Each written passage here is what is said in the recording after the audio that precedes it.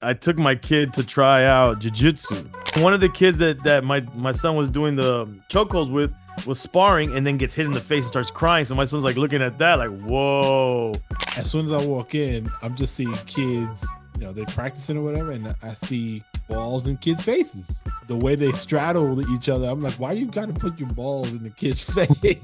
They are more in tune with their sensitivity. Just allowing somebody to just be themselves, challenging them every so often, because sometimes it's like an extreme, but sometimes it's just really how they feel, and it's okay. The lamb and the lion. Right. Like if you're a lamb inside and you just want to be chill and cool, and that's cool, but have the lion come out when it needs to.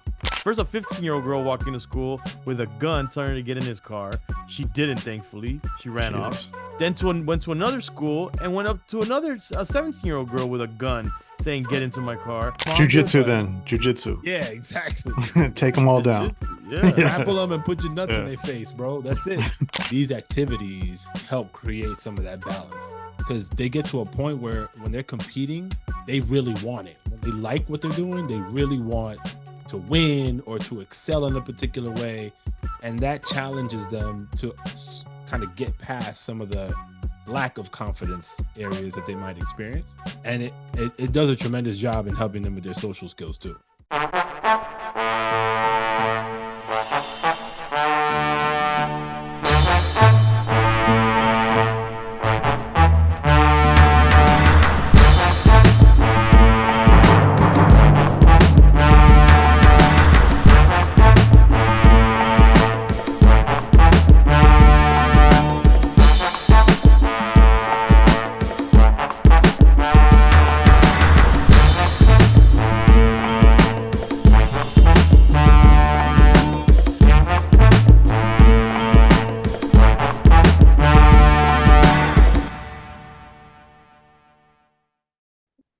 Yo. What's Gentlemen. up? Right in the building. Gentlemen. Energy. 3 the hard way. No Hey, hard pause. Yo, quick question to you guys. Yeah. Did you guys find a rhythm with your children when they were really young, that they started going to school, and that it seemed like maybe the first couple of days they were super excited? And I'm talking about my son's age, maybe even my daughter's to a degree. They're super excited. Oh, it's all great. It's all new. It's all awesome. They feel like they're growing up, and then like they realize that, oh wait, I gotta keep going to this every day for 5 days a week for however long, and then all of a sudden they go from being great in the morning and proactive to now they're fighting going to school, like kicking and screaming. I still deal with it. Really? Oh yeah. Well, you've been dealing with it for different reasons. Not kicking and screaming, but just the realization of school, like, can I take today off? Monday starts. Like that's probably a different stage than the one I'm. Well, I'll tell you why. So my son, he started elementary school. Yeah. With his sister, and he's super hyped. Yeah, he's 4. He's super psyched about it. And then he was going no problem. Yeah, in the beginning he might have, because the way that they do is you have to drop off at the door, and the teacher's at the door holding, waiting for all the students to arrive, and then they all go in a line to their class, right, from the door of the school, the entrance of the school. So he was being hesitant to walk into that door in the beginning, but he didn't really like cry or anything. He would just like slow step in or say, I don't want it. But the first few days, like, he did that, but he still willingly went in and he didn't cry and anything.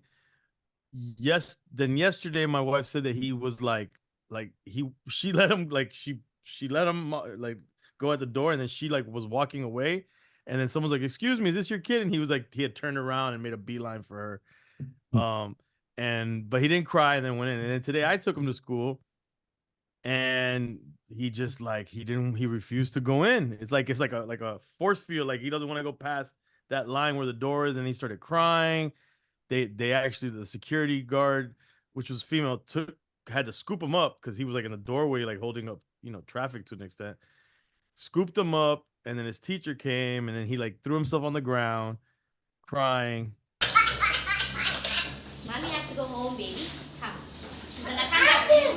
She's gonna come back to you. She's gonna come back to you. And yeah, so that happened, and we're just like, what? And then today was grandparents' day, so my mom went to the class, and supposedly he was happy as heck, and then when she left, he started crying too. Mm. Has he do you know if he's had any like not great interaction with any of the other kids? Because that could be Yeah, setting it off. he hasn't mentioned it. And then the day before, the teacher, there's two teachers for that VPK class, because it's a big class, and also like I'm assuming because they're little, in case there's accidents, you need kind of two adults there. Um, Standard. one of the teachers told my wife, "Oh, he's awesome." And then the other teacher, who's the his main teacher, came up. She had my wife sign something and said he's so well behaved. He's really great. And then my wife was like, "Oh, maybe it's because he used to go to like a daycare school setting before this." And she's like, "No, I've had kids that have done that." And she's like, "No, he's just a good kid. He's well behaved. It's like innately in him." So it's Oh, just weird that he would have this issue all of a sudden. I don't think it's that weird. I mean, they go through these little phases. This is brand new to him, so there's gonna be ups and downs.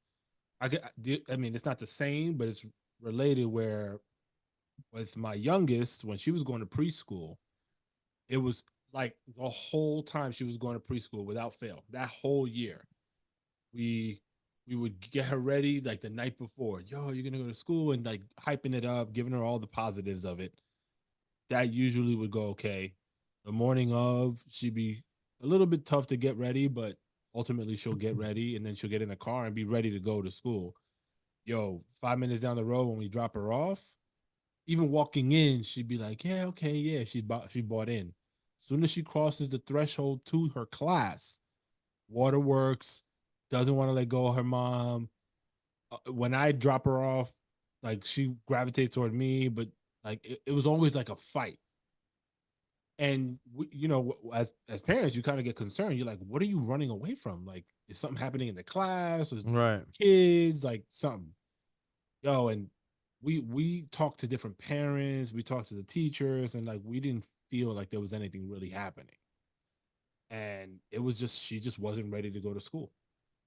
But we forced her. Hmm. Then the following year, she things got normal and she was okay. But that first year was hell. Yeah, and probably also is the transition of, and his other preschool daycare thing, he was doing naps. And here they do quiet time. They don't really take naps. So he seems, and it seems like he's doing more in a day. So he's more tired. And Hmm. like today he woke up groggy and not as energetic as he usually is. So I think that probably has something to do with it as well. He might have had an interaction with a kid that he just didn't like so much. Kay's like, I mean, I hope not, man. I I'm mean, it gonna might, and it might not have been like Right. crazy. It was just probably, it might have just been something where a kid was being a jerk, and maybe it was not extreme, but it might have left a, Yeah, he's a you know, sensitive kid, my son. So I could see something not being a big deal to him be a big deal. and that could just have him. That could set him off for sure. Yeah. Yeah, I'm gonna talk to him some more. But it's just Yeah. strange because it's like you said, Manny. Like we get ready, it's all good. We get in the car, it's all good. We get out the car, it's all good. We're walking up, it's all good. But then the minute it creeped up on the actual going in part, that's when he's not doing it. And that's just happening with him. Your daughter's chill. Oh, my daughter's good. She's good to Yeah. go. She It's had a little bit of that as well early on. Yeah, I had yeah. the same thing, but it was weird because it wasn't really it was this happened like in the second year of this was preschool. First year was a but he had a friend there, and second year was different. And there was a kid that he wasn't really getting along with, so not like it was a big bullying thing, but it's just like Adjustment. it's like who wants to spend a bulk of time in a place with someone they don't really love that much. You know what I mean? And so I think for a kid, it can be especially like just feels like a long day, I mean, that's their So if something's off, Yeah, I mean, right? if you Yeah, it think feels about big. Feels big to them. exactly, because it's they're in an environment. I mean, he was in pre-K, which was like a very small portion of the day, right? It was like 3 hours or something like that. Yeah, something like that. Yeah. Yeah. So and E, your son was doing. Wait, He was no, having full days in his he daycare was doing too. Okay. full days. Yeah. Yeah, longer than even now. That's what, and you didn't feel that then. Like he wasn't having this He kind of stuff. had that every so often. Okay. Like I'm chalking it up more to, but my wife is saying 9, and I'm from what I'm hearing from you guys. I don't think you necessarily agree with what I'm thinking. I'm thinking it's more of like in the beginning they're cool with it, but once like they realize like, hold up, this is like every day. Like Mm-hmm. then they see Yeah. like the uphill battle. Like, oh no, I don't want to do this every day, I don't like. especially after a long weekend. You know, Well, long weekends always, I mean, that's tough no it matter what derails. That's age. tough. Yeah. Right. But I Well, also think if he's used to a long day already, then to me, it's got to be something that's going on there. Yeah, but remember, a long day of like a daycare minimal teaching setting where it's just Yeah. play versus a shorter day that's like they're trying to like get them to learn stuff seems like it's a the lot. same length, you know? Yeah. Yeah. I mean, probably hates it right now. He's like, yeah, I mean, but like I said, they said he was he's a kid. well-behaved kid. So yeah, I'll try to dig in deeper and kind of segueing from like the bullying thing. I took my kid to try out jiu-jitsu. mm, Have you guys any of your kids done yeah. jiu-jitsu at that age? At my No, Yeah. son's age? At not that 4? young. Not that young. No, we did karate, started karate at 4 and then Well, my jujitsu a couple years into it. Yeah. you're into it now? He's doing it now? No. Like a couple years into him doing martial arts, then he started doing, he probably did 2 years of jujitsu. Bro, when I tell you that was tough for me to watch and to witness so we go, I don't want to diss the school we took him to, but we did a trial at the spot and they were supposed to be their youngest class and they said he was good for it at his age. We get there, the kids were between 6 and 8 and my son's 4. And they're all like gung ho, like already, well versed in what they're doing. Really rambunctious kids, and then the instructors are like teenagers themselves, if not older teenagers or like young, maybe like 20, 21 at best. Um, and they did their best, but my son's all shy. He's never done anything like this. He doesn't even do sports yet. Like we're gonna start him in soccer soon, but this is like a first time other than my gym stuff. That was probably a shock to his system. Dude, I expected him to cry immediately out of fear, or I expected him to just turn away to me and just be like, nah, I'm not doing this. But this kid really, really surprised me. And I don't know if it's keeping up the image because he's around a bunch of other boys that maybe did the trick, but he was super timid, super shy. You could tell he was scared, but he did the warm up, like he did the whole class. He did the whole class. And even the other kids were kind of like being like a little funny, like they were like started clowning because they were like, the instructor was like, this his name is Eric, and all of a sudden they started saying, "Oh, watch out!" to all the other kids, "Watch out, Eric's gonna kick your butt! Watch out, Eric's gonna kick your butt!" When he's obviously this little kid. Were they do So you think they were doing that to clown him or to hype him up? nah, It was more clown. I don't think they were trying to clown him. I just think they were just clowning. Oh, got it. I don't think they were trying to hurt his feelings, but they were just clowning. They were just being kids.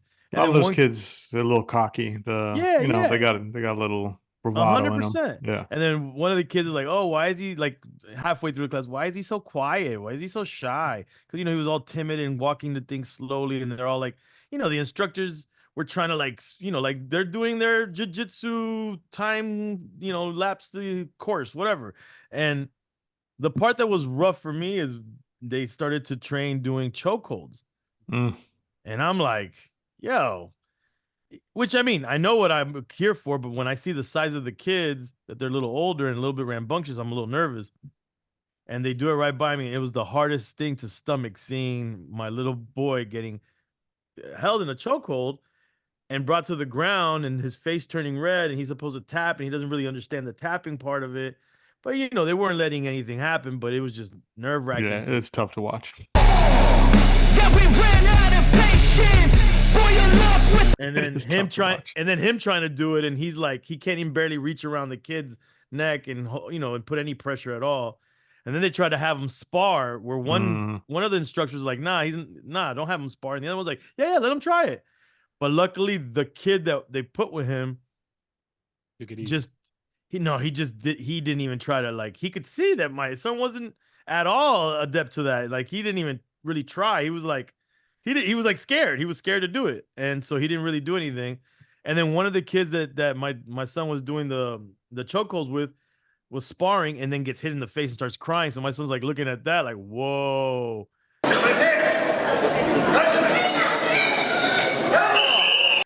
And then, but he did the whole class. He finished it. And I was like, yo, man, he made me so proud. I was super proud of him. And then I was like, yeah, did you like the class? He was like, yeah, And I was like, kids were kind of big. He goes, yeah. I go, do you want to try it another place? Yeah.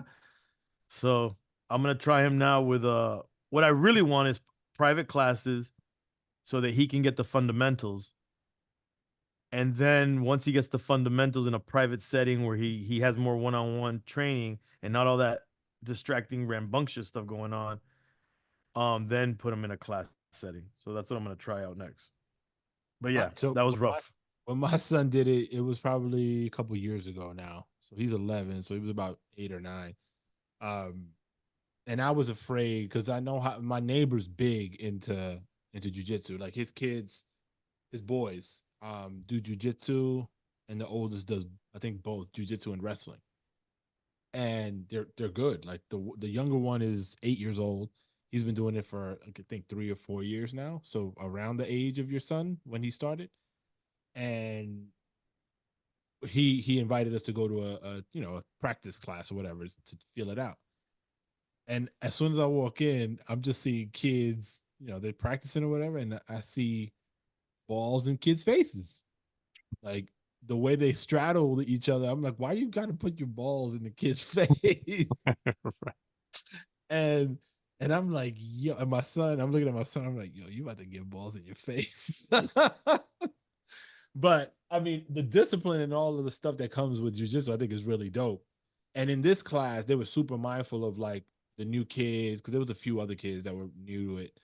And they were like, they took it easy, but not super easy. Like they gave them like a good run for their money, so to speak.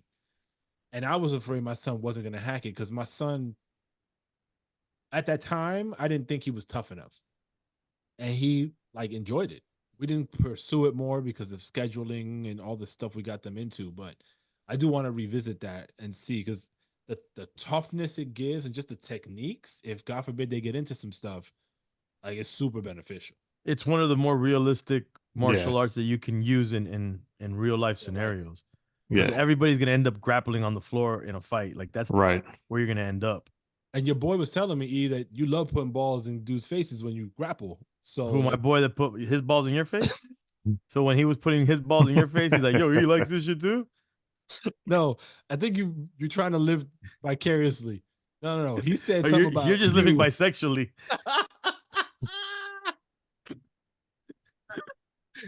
Damn, you took that one like a champ, son. When we went for my son's first, I'm gonna segue back to jiu-jitsu.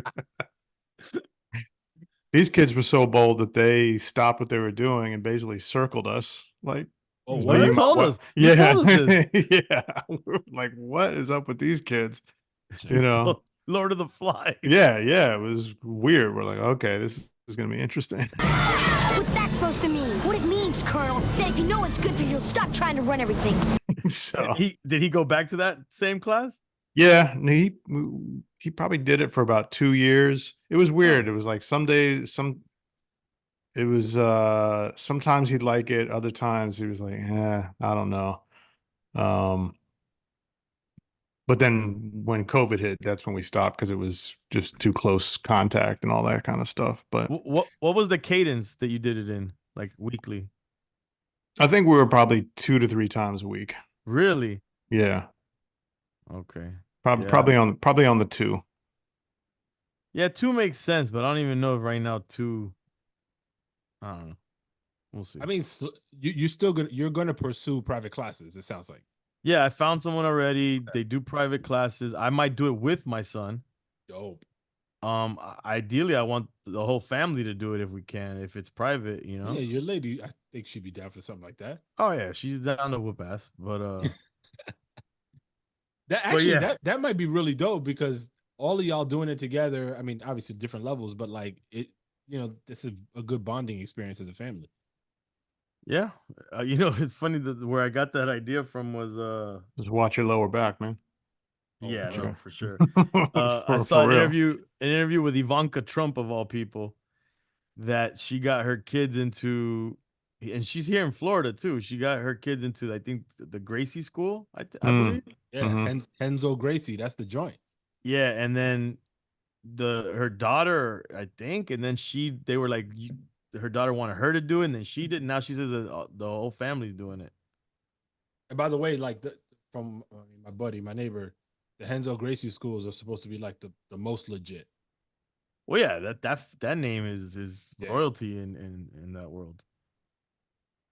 How long did your son Manny, did he do it, or it was just the one? I think we went. Did we go to two? I don't even know if we went to two classes. I think we just went to that one, Yeah. and then we couldn't figure out scheduling and just quit on trying. Yeah. The thing what scares me about with my son is that he does this thing where he just shuts down, man. Like, That's very normal, bro. Like, look, we might have covered this already, maybe a bunch of times, but like, it's it's it's a gift and a curse. Like, I feel like by and large, many of these kids now, and younger than my son, are, I hate to use the word soft because it has a negative connotation, but they are softer. No, not soft. They are more in tune with their sensitivity. Mhm. That's, I think, the better way to describe it. And as a parent, like, think about if your boy does some of the things that your kid does. The reaction as their friend versus the father is very different, right? Right. And when you think about it, you're like, damn, I've been screwing this shit up for a long time. Like, just allowing somebody to just be themselves, and then challenging them every so often, because sometimes it's like an extreme, but sometimes it's just really how they feel, and it's okay. But I wasn't brought up that way. I couldn't really, like it, I felt like that was showing too much weakness, and you couldn't do that where I grew up. So when they're put in these situations like taekwondo or jujitsu, and you're surprised, like, that's actually, like, you felt proud, like it's a cool feeling, because the way they move, sometimes you just feel like, oh, the world's gonna eat these kids alive. And I think it's all setting, and how you kind of support them through that, because And this is the reason why I want him to do these kind of things, is for confidence building. I feel like I want him to be the good, kid that's in tune with his feelings and all of that stuff. But I would love him to have the skill set that if he needed to defend himself or his sister or his family, that he could do so, or friends. And I feel like that's important, especially if you're gonna be, if you're gonna be in tune with your sensitivity. Right. It's the lamb and the lion. Which, Right. like, if you're a lamb inside and you just want to be chill and cool, and that's cool, but have the lion come out when it needs to. Yeah. So, well, let's see, man. It's and Kay, I don't know if you feel this way, but like, I always talk about the sports side of things, but like, and I'll include martial arts in that. Like, these activities, I think, help create some of that balance, because they get to a point where when they're competing, they really want it. When they like what they're doing, they really want to win or to excel in a particular way, and that challenges them to kind of get past some of the lack of confidence areas that they might experience, and it does a tremendous job in helping them with their social skills too.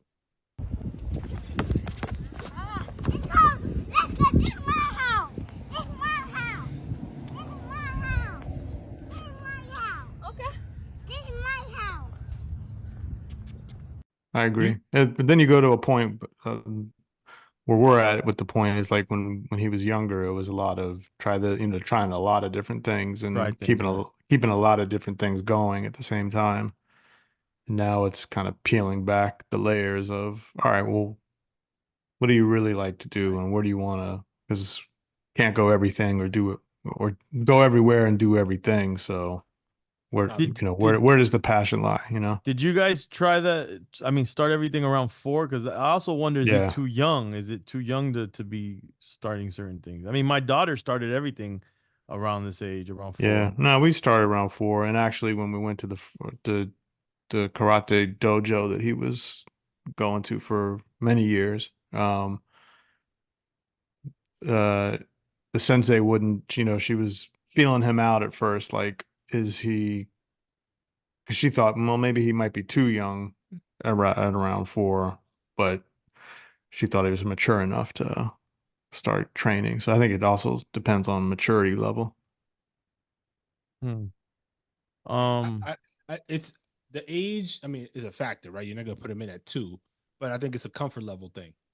Like if you think that they are capable and they feel like it may not look like they're like dominant. That's not what you're necessarily looking for. You're just looking for, can they hang?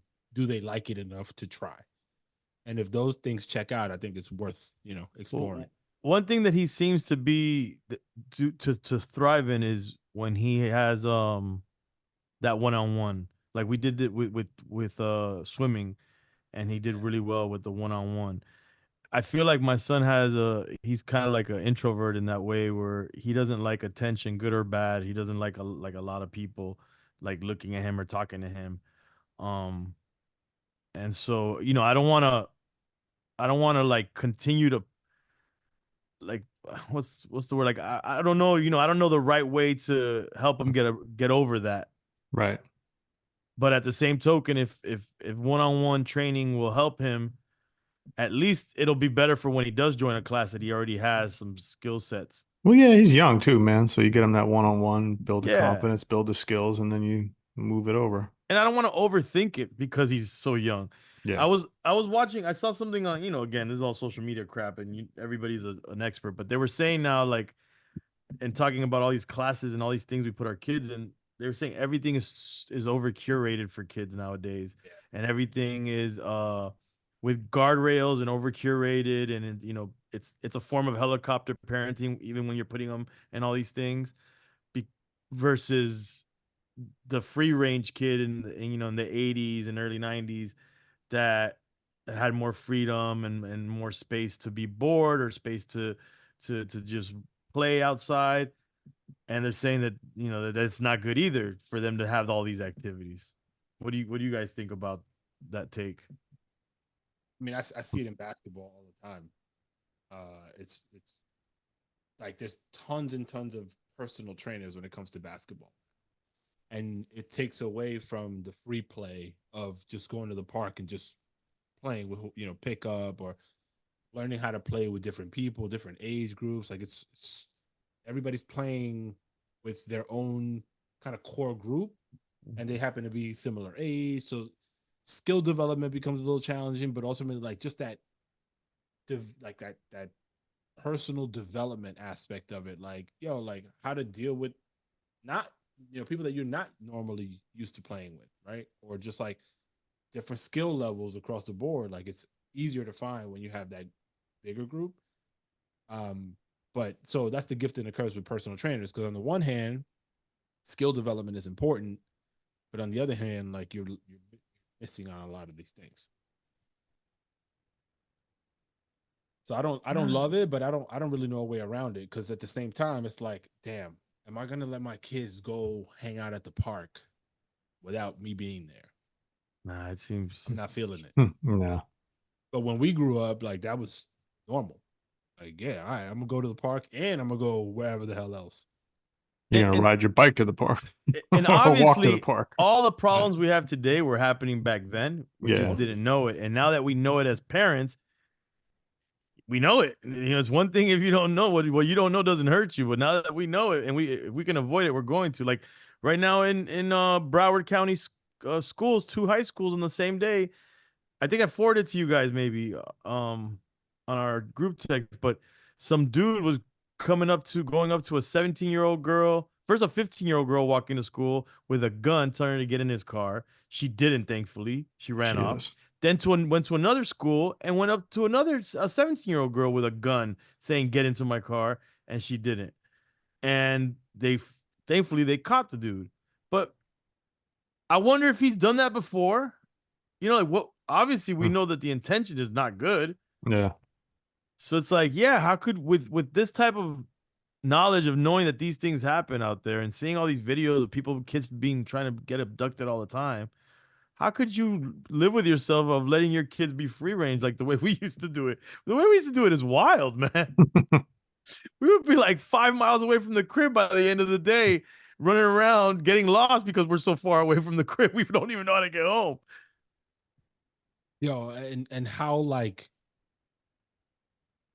like we just didn't know, right? So like you getting yourself into stuff that if you think, like, I'm sure we all have stories like being too trusting, being naive, and like just being taken essentially for a ride, and the outcome might have been like maybe you lost a couple bucks because somebody got you for, you know, whatever, but like you could really like get kidnapped today, you know. I mean, you could have before, but now feels like more prevalent. Or abused in some crazy way, some wild shit, just because you being naive. Yeah, man. Yeah, I don't know. I hate to be a fear monger. Jiu-jitsu then. Jiu-jitsu. Yeah, exactly. Take them all down. Yeah. Grapple them and put your nuts in their face, bro. That's it. Yeah. And Manny will do it for fun with you. So if you want to abduct Manny, he's like, abduct me, guys. Yeah, yo, I'll put y'all on to the EFN nuts in your face training program. How I picked it up. Don't worry about it, sweetheart. I think that's our closing for the day. Manny's Wet Dream Dojo. Check it out. Oh my God. Hombres only. Hombres only. Oh, yeah. Yeah, man. I don't know. It's scary out here, bro. All right, I think we're good for now. We're good. I think we talked enough about nuts in people's faces. So let's give it a break. Let it breathe. Yo, do us a favor. Check out on Instagram, Fatherhoods Pod. Give us a comment or two on what you're thinking about the show so far and how y'all summers went. We just started. Yeah, we've only been doing this for about 7 years. So let us know how it's going. But we'll catch you next time. Pizza.